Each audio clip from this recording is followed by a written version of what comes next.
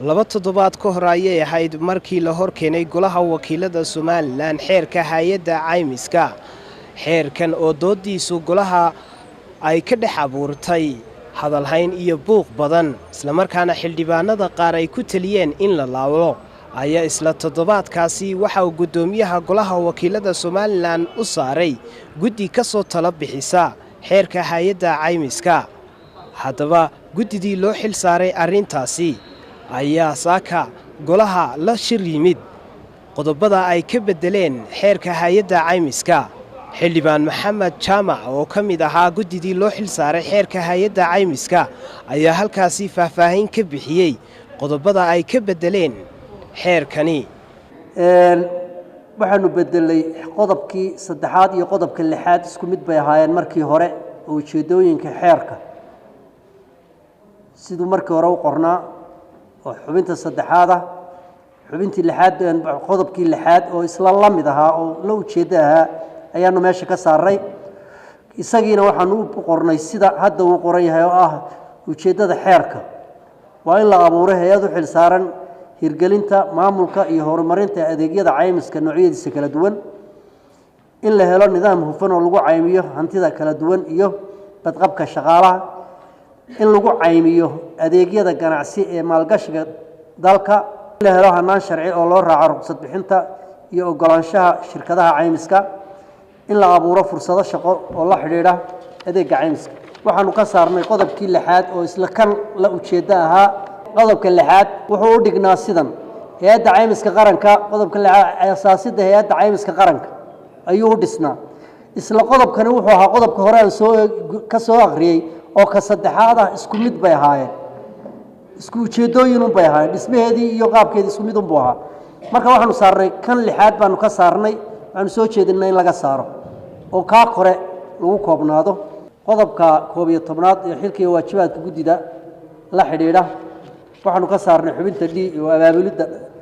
dhaqaalaha iyo hubinta u yeelashada waanu ka saarnay xubinta D horta xubinta G oo markii hore ay ka tala bixinta ahayd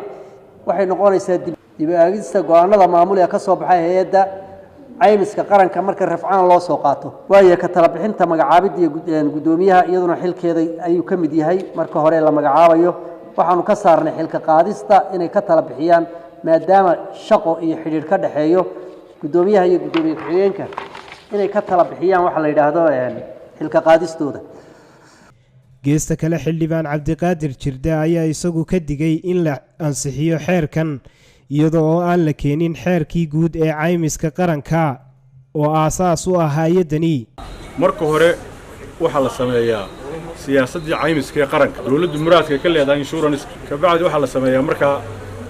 xeer baa ka dhasha marka siyaasadda caymiska xukuumaddu sameeyso xeerkii caymiska ka dhasha insurance law waxa ka dhasha hay'adii hogaamin lahayd hay'addu ma sharciyoobayso ilaa labada arrimood oo ka horeeya la dhameeyo oo siyaasadda cad ay dawladdu ka leedahay insurance la ogaado caymiska xeerka caymiska qarankana la ogaado ka bacdi bay hay'addu ka dhalataa maanta waxaad moodaa in ilmihii la soo hormariyay oo hay'adii baa la dhisayaa baritan loo codeeyay anagu taa waxaan u aragnaa khalad anagoo shirgudoonka naqdiyeyn oo wax ku kalifiyaa tahay inay xeerkii u raagay ilaa 2004kii haddana ilaa xeerka la baasgareeyo oo xeerku meel maro hay'addu ma dhismi karto sharciyada ku dhisantana ma leh mid kale haddii ay kala hormaraan hadhowto waxa imanaya isku horimaad oo waxyaabaha halkan ku qoran oo hay'adda loo sameeyay ayuu xeerku ka hor iman karaa marka haddana waxa noqonaysaa dib in loogu noqdo wixii oo dhan waa jugjug halkaaga joog jiri jirayaan la bedelin imika waxa soo baxaysa xukuumaddan degdeg baa ku jira xeerar badan iyadoon samayn ayay hay'addii hogaamin lahayd keenaysaa cali maxamed xuseen cali wacays telefishanka saab hargeysa hadal oo ku hadal bishii oo dhan $7 oo keliya haddaba si aad ugu shubato adeega kaafiye fadlan garaac xidig 8 eber 8 afargees ama xidig 2 eber 2 tayo waa telesom